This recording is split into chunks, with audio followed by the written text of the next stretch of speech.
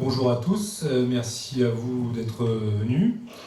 Donc en introduction, j'ai traité dans mes précédents livres du globalisme politique, d'abord dans le premier livre sous l'angle des réseaux Soros et des réseaux de subversion mondialiste, dans le deuxième livre sous l'angle plutôt biopolitique, en partant des politiques sanitaires d'exception que nous avons, politico-sanitaires d'exception que nous avons tous subies, en faisant le lien avec on pourrait dire la tradition politique de l'eugénisme mais globaliste. Dans ce troisième livre, je vais traiter du même argument, du globalisme politique, mais sous l'angle géopolitique, c'est-à-dire des fondamentaux de ce qui constitue ce que j'appelle la tradition cosmopolite de la géopolitique. Il y a différentes écoles de disciplines géopolitiques, de la science géopolitique, et il y en a essentiellement deux qui se confrontent régulièrement dans l'histoire moderne. La tradition, je dirais, cosmopolitique et la tradition continentale. Dans mon prochain livre, j'étudie spécifiquement la tradition géopolitique globaliste. Les représentations et morphologie, l'intérêt de cette étude, c'est, comme disait le géographe Yves Lacoste, dans les années 70, par rapport à une discipline qui était devenue assez trop sclérosée et trop universitaire, c'est de lier le sérieux universitaire avec l'analyse géopolitique avec une vision politique et stratégique. Et comme il le synthétisait lui à son époque, il disait la géographie, ça sert d'abord à faire la guerre. Donc l'intérêt de la géopolitique pour nous, c'est de comprendre en tant qu'Européens de l'Ouest notre place spatiale, je dirais, dans le système complexe des relations internationales contemporaines. Les représentations et morphologies spatiales proposées par les géopoliticiens et théoriciens des relations internationales sont multiples. Pour décrire l'ordre mondial contemporain, on peut par exemple employer les catégories proposées par l'économiste marxiste Immanuel Wallerstein, mort en 2019. Ce dernier reprenait dans ses travaux la notion d'économie-monde, élaborée en son temps par Fernand Braudel, afin de proposer à son tour celle de système-monde. Dans l'analyse de Wallerstein, l'idée d'un centre et d'une périphérie d'un système-monde s'avère prépondérante et dessine et esquisse la cartographie d'une lutte géopolitique des classes qui se déploie à l'échelle planétaire. C'est donc un bon outil pour appréhender la place que nous occupons dans un tel système-monde intégré. Cette notion de système-monde permet d'esquisser la représentation d'un ordre géoéconomique planétaire réparti en trois grandes zones, à savoir une zone centrale constituée par la sphère occidentale, c'est-à-dire l'Amérique du Nord et ses alliés stratégiques, Royaume-Uni et les pays les plus riches du Commonwealth, mais aussi Union européenne, Israël, Japon, Taïwan, etc. Il s'agit du Nord riche, mais aussi du Nord stratégique, au sens d'un ensemble géoéconomique international doté d'une orientation géostratégique commune, malgré de possibles frictions internes. Cet ensemble pan-occidental constitue toujours la locomotive géopolitique de l'ordre géoéconomique contemporain et le fer de lance des processus de globalisation planétaire. C'est réellement l'espace géopolitique au sein duquel se déploient les processus de globalisation et de quatrième révolution industrielle. C'est aussi la zone où le capitalisme est toujours moins encadré par les États et toujours plus monopolisé par les firmes multinationales qui elles-mêmes cherchent à diluer toujours plus les États ou à les absorber au sein d'institutions internationales supra- et para-étatiques, un processus que j'ai décrit longuement dans mes deux précédents livres. C'est cette zone qui est désignée dans les discours actuels de l'exécutif russe ou de Vladimir Poutine comme un Occident politique. La France fait partie de cette zone géoéconomique centrale du système-monde. Une deuxième zone de ce système-monde peut être dénommée comme la zone en transition ou émergente, ou encore la semi-périphérie du système monde par rapport à la zone centrale. Cette zone semi-périphérique inclut, je cite ici Alexandre Dugin, les grands pays connaissant un fort développement vers le capitalisme, comme la Chine, l'Inde, le Brésil, certains pays de la zone Pacifique, ainsi que la Russie, qui par inertie préserve son important potentiel stratégique, économique et énergétique. Cette zone en transition connaît une forme de gouvernance intermédiaire entre le capitalisme d'État dirigé et le libéralisme de type occidental de la zone centrale. Encore que, selon moi, nous sortons toujours plus d'une économie de marché pour rejoindre une forme de libéral collectivisme de type occidental, mais piloté non par les États, mais par les multinationales et les formes politiques qu'elles cherchent à instaurer. Enfin, une troisième zone au sein de ce système monde qui recoupe en quelque sorte le fameux tiers-monde et qui constitue un monde périphérique, les entre guillemets pays pauvres du Sud, la périphérie. Vaste zone économique périphérique du système monde qui recèle certaines des ressources et des matières premières stratégiques pour les puissances de la zone centrale et de la zone périphérique. L'intégration politique renforcée que cherche à rejoindre la gouvernance mondiale vient brouiller cette représentation géoéconomique planétaire, par exemple des poches toujours plus larges de la zone émergente, voire même de la zone périphérique, se retrouvent au cœur de la zone centrale et inversement. Parenthèse, dans la vision historique progressiste marxiste qui est celle d'Immanuel Wallerstein, ces sortes de transvasements ou de bulles géoéconomiques qui se produisent d'une zone à l'autre du système monde sont autant de signes de l'avancement d'un processus inexorable d'intégration cosmopolitique planétaire. Comme tous les penseurs globalistes, ici de tendance trotsko-marxiste, l'intégration de toute l'humanité au sein d'un ordre planétaire unique constitue le but et la finalité de l'histoire humaine. Il y a un sens et une finalité de l'histoire universelle chez Wallerstein, celle de l'avènement inarrêtable d'un ordre cosmopolitique intégré. Cette intégration cosmopolitique se réalisant chez lui, ici d'abord par la base, fidèle en cela à l'utopie marxiste de convergence mondiale des prolétaires des différentes zones du système monde. Pour les globalistes, on va dire, élitaires, de type Davos, cette intégration se passe par les élites. Donc, le cœur stratégique de ce système monde, constitué par la zone centrale, donc le cœur stratégique de cette zone centrale du système monde, dont l'Union européenne et la France font partie, est constitué par l'alliance Royaume-Uni-États-Unis depuis le début du XXe siècle.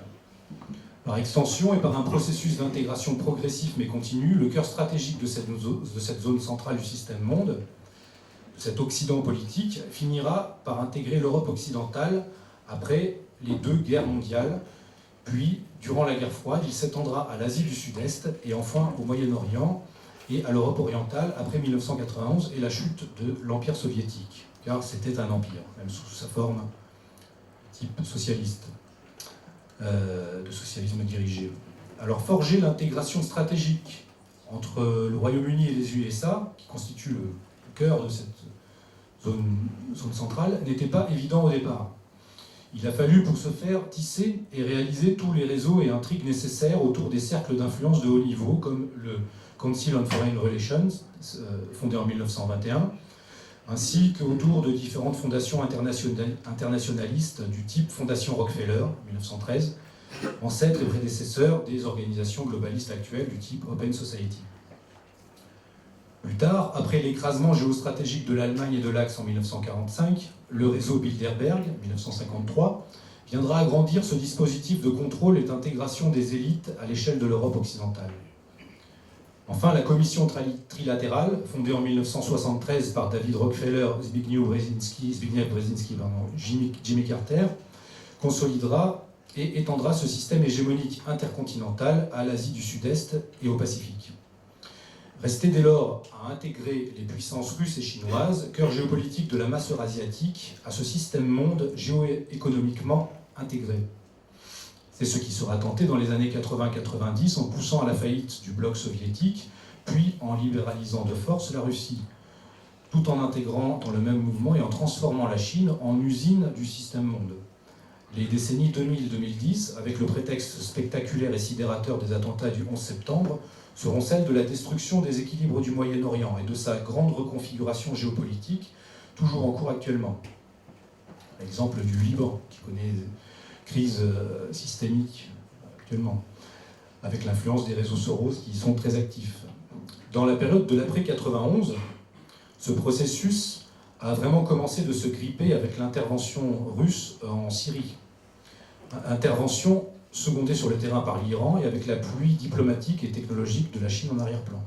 Il s'est poursuivi par le coup d'État militaire de 2021 en Birmanie et a rejoint un point de rupture avec la guerre en Ukraine. Nous verrons plus tard comment tous ces conflits finalement relèvent pour moi d'un seul et unique conflit à l'échelle eurasiatique. Justement.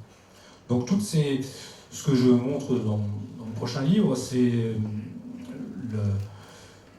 la manière dont ces think tanks, type CFR ou ces fondations, type Fondation Rockefeller ou le Club Bilderberg, sont vraiment des outils à la fois d'intégration des élites des zones colonisées en fait par le mondialisme, donc intégrer ces élites-là, comme font fait tous les empires, à l'empire mondialiste, et donc des outils d'arraisonnement géopolitique et des points d'ancrage géopolitique à l'échelle globale.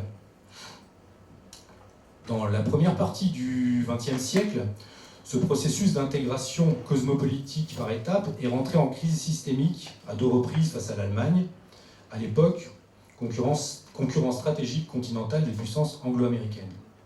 Une fois l'Allemagne définitivement vaincue, le front géopolitique de la confrontation Occident-Eurasie reculait encore et la Russie devenait de fait le rival géostratégique majeur de l'Occident anglo-américano-centré. Malgré son intégration organique au nouveau partage du monde issu de Yalta et à la nouvelle étape de la gouvernance mondiale sanctifiée par le tribunal de Nuremberg, l'après-45 sera immédiatement marqué par l'alternance de périodes de rapprochement et de crise entre les deux phases de l'ordre mondial bipolaire Occident-URSS. Ainsi, dès 1946, à peine l'axe vaincu, à peine l'axe Allemagne, Italie, Japon vaincu, Churchill désignait-il immédiatement l'URSS à la fois comme un partenaire et à la fois comme un rival pour le bloc thalassocratique au sein de la gouvernance mondiale post-bellum. Dans son célèbre discours prononcé au Westminster College aux USA, à Fulton, aux USA, Churchill exposait l'orientation stratégique que l'alliance anglo-américaine devrait suivre afin de conserver l'initiative et le leadership au sein du système monde face à l'URSS. La crainte était grande à l'époque pour les anglo-américains de voir l'URSS prendre une trop grande place au sein du nouveau partage géopolitique planétaire. Ainsi, Churchill préconisait-il un renforcement des organismes de la gouvernance mondiale et un rapprochement toujours plus poussé entre les puissances dites démocratiques face au bloc socialiste et à ses ramifications occidentales au travers des différents partis communistes européens. Donc un mouvement en 2 temps, intégration cosmopolitique d'un côté et blocage de la Russie et de ses relais en interne à la gouvernance mondiale. Et c'est très intéressant parce que dès 1946, Churchill donne donc cette fameuse conférence aux États-Unis et il appelle immédiatement à cela. Et on voit se dessiner, en fait, sans le prix du sang payé par les soviétiques, les anglo-américains n'auraient pas pu vaincre le national-socialisme. Et donc, une fois vaincu ce premier ennemi, qui était à l'époque l'ennemi prioritaire, bien, ils se retrouvaient nez à nez face aux soviétiques, qui devenaient donc à nouveau un ennemi, mais aussi un point d'appui pour continuer de maintenir l'Europe sous domination à l'époque anglo-américaine et soviétique. Le globalisme politique, dont les centres décisionnels principaux se trouvent au sein de l'Occident politique, bute désormais sur l'intégration cosmopolitique du cœur de l'Eurasie constituée par le binôme Chine-Russie. Contenir, mais aussi à terme conquérir et dominer enfin le cœur géopolitique de l'Eurasie constitue une préoccupation stratégique de long terme et de premier ordre pour le globalisme politique depuis toujours. Donc j'ai parlé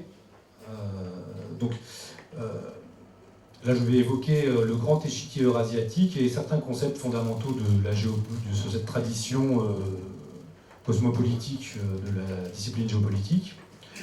Donc, à l'échelle du système monde, le globalisme politique a toujours conçu et compris l'Europe et l'Eurasie comme une continuité de puissance géopolitique essentiellement terrestre et continentale, toute rivale de la puissance thalassocratique à vocation mondiale. Puissance thalassocratique, donc anglo-américaine. Dans mon livre, je détaille là aussi le passage un petit peu de flambeau depuis l'Empire britannique jusqu'à cette alliance stratégique entre les élites de l'Empire britannique et des USA. Ce n'était pas évident donc au départ, comme je disais au début, puisque les USA se sont quand même construits sur une guerre d'indépendance face à l'Empire britannique. Les stratèges de l'hégémonie globaliste ont toujours considéré l'Eurasie comme un tout, comme un continuum géopolitique qu'il leur faut appréhender dans son ensemble, Europe ou plus Asie dans leur intégralité, afin de pouvoir le maîtriser. C'est l'île mondiale, théorisée par le Britannique Alford J. Mackinder, l'un des plus importants théoriciens et acteurs de cette tradition impériale, cosmopolitique de la science géopolitique. Pour Mackinder, le monde est comparable à un océan global, tous les océans sont interconnectés entre eux, au centre duquel se trouve l'île mondiale, World Island, immense continuité terrestre continentale compacte composée de l'Asie, de l'Europe et de l'Afrique. L'Eurasie, qui est le continent terrestre le plus riche et le plus peuplé, constitue, à l'échelle du monde, donc, une sorte de métacontinent qui constitue le centre du système monde de Mackinder. Cette Eurasie est bordée par les Offshore Islands, espace qui désigne les archipels, entre autres britanniques et nippons, qui se trouvent à proximité de l'île monde et lui font face. Enfin, il y a les Outlying Islands, les îles périphériques, territoires éloignés de l'île monde, tels que l'Amérique du Nord, l'Amérique du Sud et l'Australie. Au centre de l'Eurasie se trouve le Heartland, qui s'étend de la Volga au Yangtze et de l'Himalaya à l'Arctique. À l'époque, le Heartland était principalement occupé par l'Empire russe. Dans son texte fondateur de 1904 intitulé « Le pivot géographique de l'histoire », le problème fondamental pour Mackinder était le contrôle de ce Heartland par le grand rival continental de l'Empire britannique, l'Empire russe. Je cite, « L'espace constitué par l'Empire russe et la Mongolie est si vaste, et son potentiel en termes de réserve de population, blé, coton, combustible et métaux aussi immense, à notre époque on pourrait rajouter métaux rares et autres, qu'il rend inévitable le développement d'un vaste monde économique plus ou moins isolé et inaccessible aux puissances maritimes. Plus que tout, les tenants de cette tradition globaliste des relations internationales et de la science géopolitique craignent le développement d'une zone de développement, le développement d'une zone géoéconomique autarcique au cœur de cette île mondiale. Mackinder, en tant que stratège de l'Empire britannique de l'époque, proposera différentes définitions de son concept de Heartland au cours de sa carrière. D'abord donc en 1904, dans cet article intitulé « Le pivot géographique de l'histoire », puis en 1919, dans un livre écrit afin d'influencer les décideurs du traité de Versailles, puis en 1943, en pleine guerre mondiale, à la demande justement du Council on Foreign Relations américain. Mackinder proposera à nouveau une définition, Mackinder donc britannique. On voit bien la collusion là, entre justement CFR américain et intelligentsia géostratégique britannique. Mackinder écrira pour la revue Foreign Affairs du CFR un article dans lequel il donnera à nouveau une définition du Heartland et de la centralité stratégique du contrôle de l'Eurasie pour les puissances thalassocratiques. Il rappelait à l'époque sa définition de ce concept, donc c'est intéressant de le lire en partie. Le Heartland est la partie septentrionale et intérieure de l'Euro-Asie. Il s'étend de la côte arctique aux déserts centraux et a pour limite occidentale le large isthme entre la mer Baltique et la mer Noire. Ce concept n'admet pas de définition précise sur la carte car il repose sur trois aspects distincts de la géographie physique qui, tout en se renforçant mutuellement, ne coïncident pas exactement. Donc il développe... Tout d'abord, nous avons dans cette région la plaine de loin la plus large du monde, Deuxièmement, cette plaine est traversée par de grands fleuves navigables. Certains d'entre eux se dirigent vers le nord jusqu'à la mer Arctique et sont inaccessibles depuis l'océan parce qu'ils sont encombrés de glace, tandis que d'autres se jettent dans des eaux terrestres comme la mer Caspienne, qui n'ont pas de débouché sur l'océan.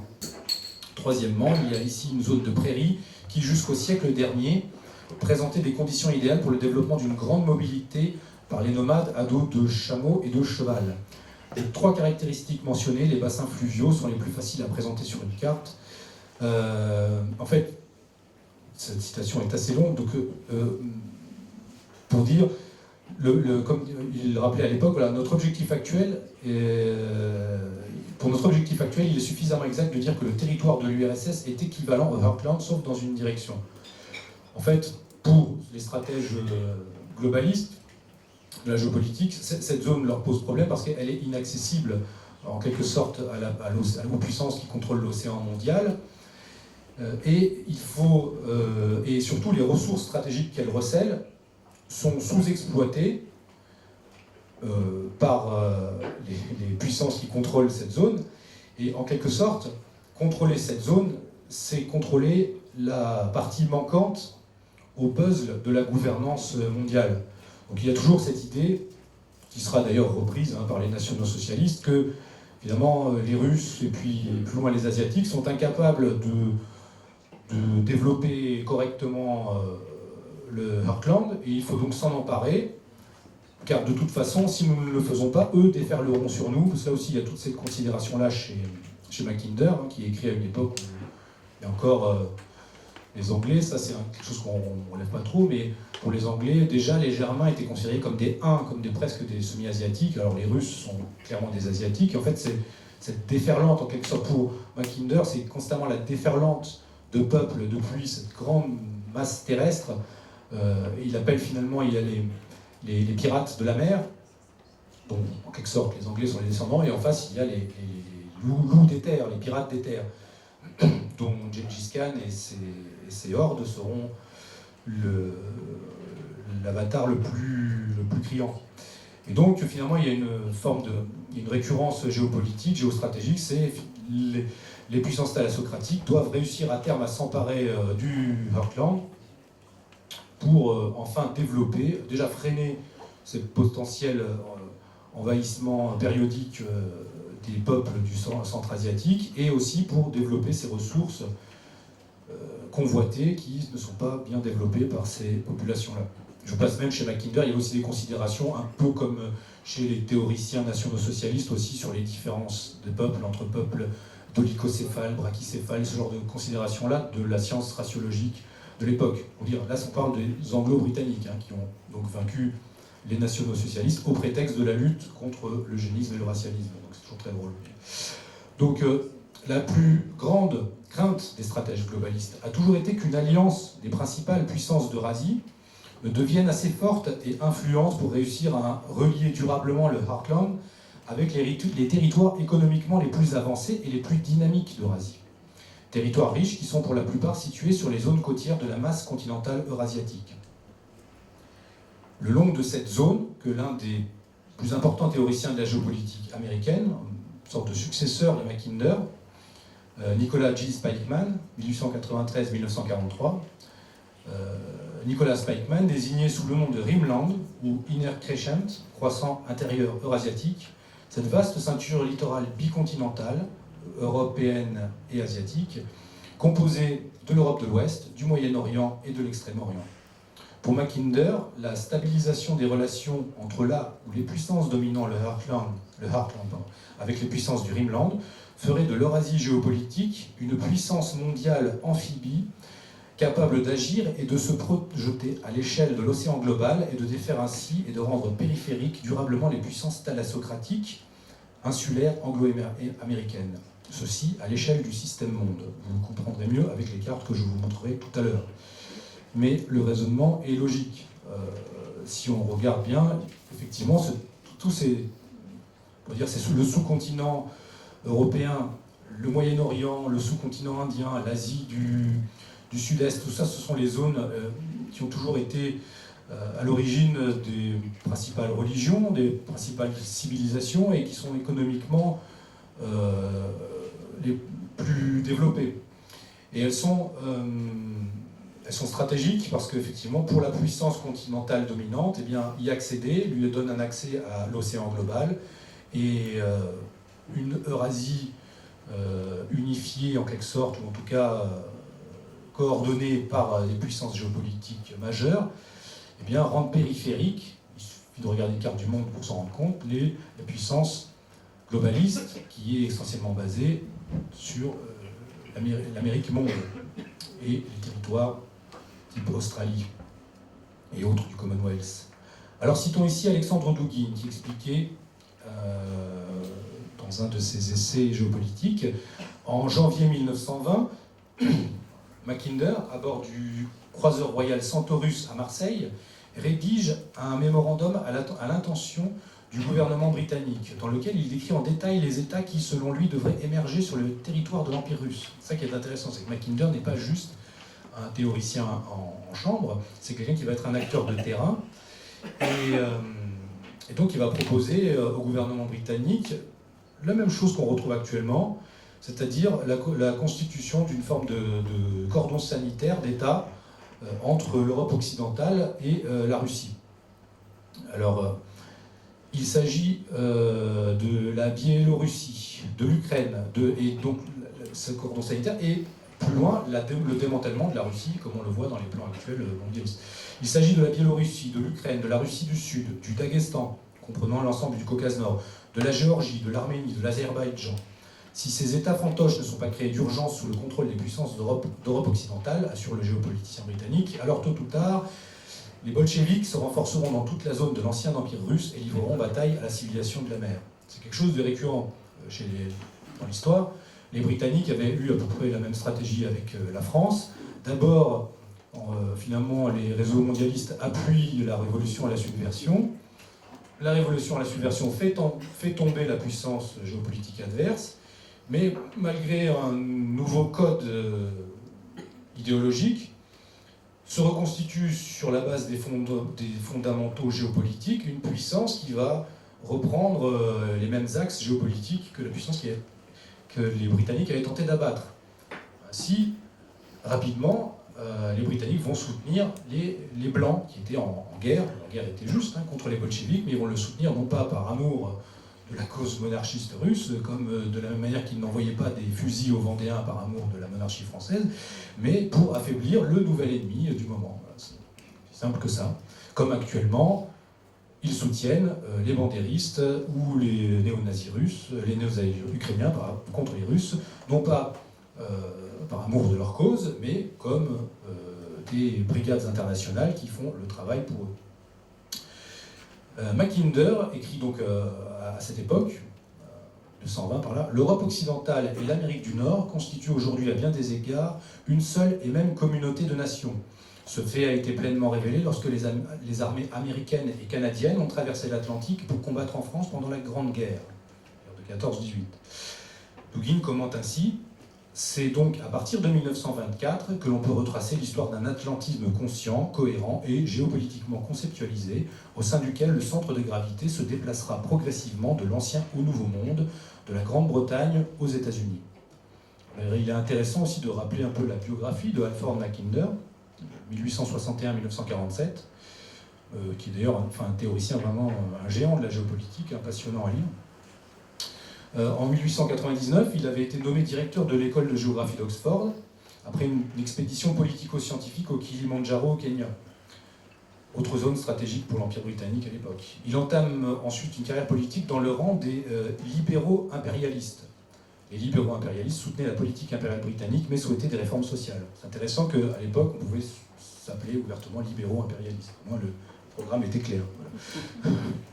Et il sera en outre directeur de la London School of Economics, fameuse école pouponnière des élites britanniques, dans lesquelles, par exemple, Soros a étudié. London School of Economics, qui fut à l'époque fondée par des membres de la Société Fabienne. Mackinder sera par ailleurs un intervenant régulier des dîners du Coefficient Club, qui a été fondé par Béatrice et Sidney Webb, socialistes britanniques bien connus et membres fondateurs de la Société Fabienne, justement. Et Webb a organisé chaque mois des réunions des réunions avec des membres de l'élite politico-stratégique britannique, donc des gens comme Lord Allan, Bertrand Russell, H.G. Wells, Léo Emery, donc le Coefficient Club, qui réunissait une douzaine de membres triés sur le volet, dont le but était triple: promouvoir l'efficacité tant au niveau du gouvernement que de l'économie et de l'armée. L'Angleterre était alors en train de se faire distancier dans certains de ces domaines. Promouvoir l'idée impériale britannique au sein de l'Empire britannique. Promouvoir un parti de l'efficience et de l'efficacité nationale. Orbert George Wells, c'est intéressant, parle de ce club qu'il désigne comme le cercle du pentagramme dans son livre Les Nouveaux Machiavel, où il raconte de façon romancée son expérience au sein de la Fabian Society. Je cite: « C'est au cercle du pentagramme que j'ai abordé pour la première fois les nouvelles conceptions qui se développaient dans mon esprit. Je considère cette expérience comme fondatrice, etc. » Bref, alors c'est intéressant, le cercle du pentagramme, toujours ce symbolisme ésotérique, théosophique, un petit peu, dont j'ai parlé dans mon second livre, vraiment ces liens entre la société de théosophie et la haute maçonnerie britannique, avec ces élites géopolitiques. Voilà, donc peut-être... avant de passer à Descartes et à la conclusion, je vais juste évoquer une citation, par exemple, Mackinder expliquait en son temps: qui contrôle l'Europe de l'Est domine le Heartland, qui domine le Heartland domine l'île mondiale, et qui domine l'île mondiale domine le monde. C'est clair comme programme. On comprend les guerres permanentes pour s'emparer de cette masse continentale. Et Spikeman reprendra lui cette formule, mais la modifiera ainsi: qui contrôle le Rhineland gouverne l'Eurasie, qui gouverne l'Eurasie contrôle les destinées du monde. Marquant ainsi la centralité des bandes côtières eurasiatiques en tant que territoire stratégique pour le contrôle et la stabilité du point de vue américain de l'ordre mondial. C'est le concept d'Eurasie utile en quelque sorte. Spikeman pointera du doigt que finalement c'est sur le Rhineland que se jouent les batailles essentielles de cette guerre de longue durée entre thalassocratie et tellurocratie, entre puissance maritime mondiale et puissance impériale terrestre. Alors, comme nous allons voir dans les cartes que je vais vous montrer, c'est le long de ce Rhineland eurasiatique que la plupart des guerres contemporaines se déroulent. On peut peut-être passer les cartes, si vous voulez. Donc ça, c'est le concept que je vous ai expliqué. Donc le fameux Heartland de Mackinder, le Rhineland sur lequel Spikeman mettait plus l'accent, le territoire extérieur, et puis vraiment les territoires périphériques qui en fait sont constitués par les principaux territoires de la puissance occidentalo-globaliste. Seconde carte. Voilà, mauvaise révolution, mais ça c'est une carte vraiment dessinée par Spikeman dans son livre de 1943. Donc on voit en fait, selon la perspective finalement américaine, c'est pour ça que c'est intéressant les cartes, et la géographie ça sert à faire la guerre, comme disait Lacoste. Selon une perspective américaine, c'est l'Amérique monde en quelque sorte qui est encerclée par l'Eurasie, par l'Europe d'un côté, et par la Chine, le Japon de l'autre. Et c'est intéressant parce que pendant la Seconde Guerre mondiale, finalement, cet axe, c'était là, c'était les deux extrémités de la masse continentale de l'île monde, en fait, qui finalement faisaient la guerre aux Américains et qui, eux, donc, pouvaient le percevoir comme un encerclement stratégique. Et Spikeman appelait, lui était un internationaliste, c'était quelqu'un finalement qui était pour un système mondial intégré, mais il disait, comme Mackinder lui-même, les mondialistes, les globalistes doivent être des réalistes géopolitiques et comprendre qu'on ne peut pas. Donc en fait, lui, c'est combattait, comme les gens du Council on Foreign Relations, l'isolationnisme américain qui, avant chaque guerre mondiale, on l'a vu avec les séquences avec Trump, refait surface. Il disait non, surtout pas, les Américains ont un intérêt stratégique dans le monde entier. S'ils n'interviennent pas sur Brzezinski reprendra cette antienne, s'ils n'interviennent pas sur l'île mondiale, ils seront rendus périphériques et à terme, ils seront encerclés par l'île mondiale. Donc, et là, l'inverse, donc sous une perspective vue par l'Eurasie, l'encerclement par le Nouveau Monde. Carte suivante. Donc là, pareil, on comprend bien donc, le Rimland, et si on regarde bien, finalement, toutes les guerres contemporaines, de la Première Guerre mondiale à la guerre en Ukraine actuelle, à la prise de pouvoir, la crise politique et la guérilla en Birmanie, enfin tous les points chauds, la guerre de Corée, la guerre du Vietnam, toutes sont le Moyen-Orient, la recomposition du Moyen-Orient, toutes ces guerres se déroulent le long de cet arc de crise bicontinentale de l'île mondiale. Voilà, carte suivante. De nouveau, on comprend bien. Carte suivante. Voilà, alors ça c'est intéressant parce que donc ça c'est une carte éditée dans le magazine Fortune en 1942. Donc c'est la carte qui est illustrée pour les lecteurs de Fortune. Donc on voit déjà qu'à l'époque, pour mobiliser les esprits américains, il fallait quand même un petit peu mettre de la matière, quoi. Et je ne sais pas si de nos jours, c'est plutôt avec des arguments un peu plus stupides qu'on essaie de convaincre les gens. Donc on montrait voilà, la World Island, donc l'île mondiale, et là très bien expliqué les principaux concepts de Mackinder. Donc là on voit très bien l'île mondiale, et puis là où était l'axe, finalement, cette contagion qui commençait à grandir dans la perspective. Et finalement, le Japon, qui occupait à l'époque la même place que la Chine actuellement, le Japon qui essayait de créer une ère de coprospérité asiatique, centrée autour de sa puissance, que essaye de refaire la Chine à son niveau. Et donc, il est clair qu'à l'époque, on ne pouvait pas se permettre de faire la guerre en même temps et à l'Axe et à l'URSS. Ce que feront les nationaux socialistes. Ils feront la guerre sur deux fronts et ils seront finalement écrasés en étau. Le pacte germano-soviétique du début juste de l'avant-guerre était le cauchemar géostratégique des géopoliticiens anglo-britanniques. Il a été théorisé en quelque sorte par le géopoliticien Haushofer, géopoliticien allemand, qui va reprendre les concepts de Mackinder, mais selon donc, la tradition continentaliste de la science géopolitique. D'ailleurs, là, c'est ce qui est expliqué dans ce texte. On demande, pour expliquer aux Américains à l'époque, oui, Mackinder était gentil, donc il avait fait cette théorie pour le bien du monde, mais le Haushofer, lui, va retourner ça pour les théories d'espace vital et de conquête du mondial. Et ce que proposait en fait Haushofer, on va le voir plus loin. Alors, carte suivante. Même revue, hein, dans la revue Fortune, dans le Time ou dans Fortune, je crois.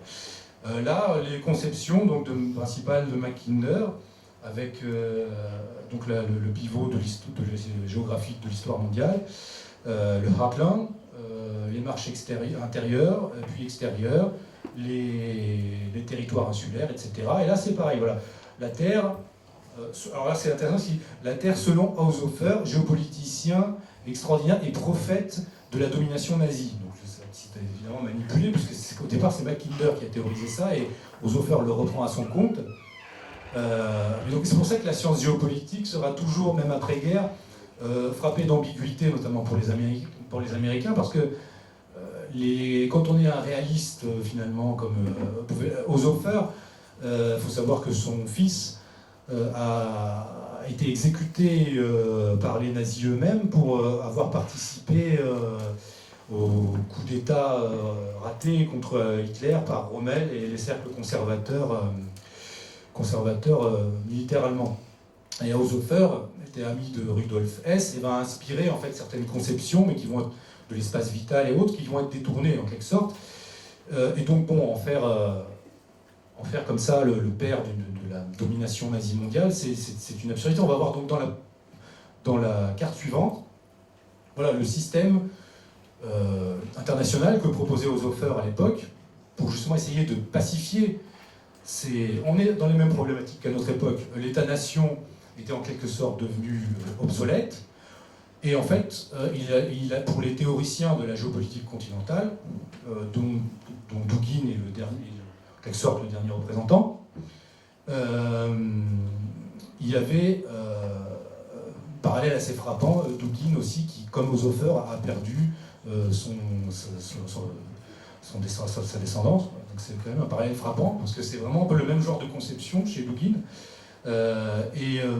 Oshofer va essayer aussi d'influencer le pouvoir à l'époque allemand, en proposant une vision réaliste de ce qui pourrait être fait selon un point de vue continental. Donc il disait des zones d'influence globale, en quelque sorte des pan-régions, il appelait ça.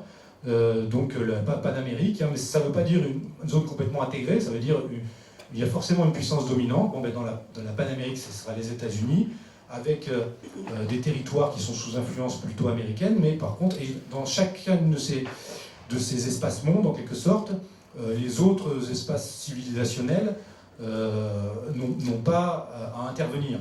Évidemment, bon, leur Afrique, la puissance dominante, ça aurait été l'Allemagne, mais finalement, sommes-nous tellement éloignés de cela à notre époque, à la différence que, comme on n'affirme pas clairement les principes, du coup, on est dans une espèce de chaos géopolitique total, avec effectivement la ligne de partage entre cette Afrique et cette pan-Russie, qui passe par les mêmes zones actuelles de crise. Hein. La pan-Russie, qui doit avoir son influence, y compris sur le sous-continent indien à l'époque dominé par les Britanniques, dehors les Britanniques, et là, la sphère de coprospérité est-asiatique dominée par le Japon, pourrait être repris aujourd'hui avec la Chine, puisque le Japon vaincu est maintenant devenu une pièce maîtresse du système d'encerclement de l'île mondiale. C'est pour ça que le Japon a été frappé si durement à la fin de la Seconde Guerre mondiale, pour montrer que désormais la puissance qui dirigeait, pour bloquer Staline, pour dire voilà, maintenant, ça sera ici. Et si vous regardez donc... on pourrait peut-être revenir 2 cartes en arrière, s'il vous plaît, si c'est possible. Et je donnerai ma conclusion là-dessus. Donc encore une carte. Encore une. Voilà. Donc, excusez-moi. J'avais un petit peu prévu trop long. Toujours. Alors on pourrait dire, bon, tout ça est un petit peu très large et ne nous concerne peut-être pas directement, mais en fait si, parce qu'on est en fait en plein dedans. Et ce qui est intéressant, c'est que ces gens se présentent comme les architectes, comme le camp du bien, hein, face à chaque fois à des puissances émergentes qui sont comment dire, nazifiées maintenant à chaque fois, hein, depuis le tribunal de Nuremberg. Chaque nouvelle puissance est un avatar de la puissance nazie et qu'il faut abattre. Et en fait, le camp du bien, en quelque sorte, hein, donc c'est pour ma part, je pense on divise un peu arbitrairement l'histoire contemporaine en différentes guerres mondiales, mais en fait je pense qu'il y a une seule guerre mondiale, c'est cette guerre du globalisme pour s'emparer de l'Eurasie, si on le voit sous un angle géopolitique. Et si on fait le compte des morts de la longue guerre mondiale, on peut arriver, c'est un décompte un peu macabre, mais je pense que c'est nécessaire. Première guerre mondiale, 18,6 millions de morts. Seconde guerre mondiale, 60 millions de morts, c'est-à-dire 2,5% de la population mondiale de l'époque. Guerre de Corée, 2 millions de morts. Là, c'est intéressant, guerre de Corée, immédiatement dans l'après-guerre. Donc dans l'après-guerre, on a 2 millions de morts dans l'après-guerre, donc très rapidement dans les années 50. Et sur cette zone, voilà, les zones fondamentales du Rhineland. Guerre de Corée, guerre d'Indochine, 37 000 morts côté français, 500 000 morts côté vietnamien. Vietnam ensuite, 1,5 million de morts côté Vietnam, 57 000 morts côté américain.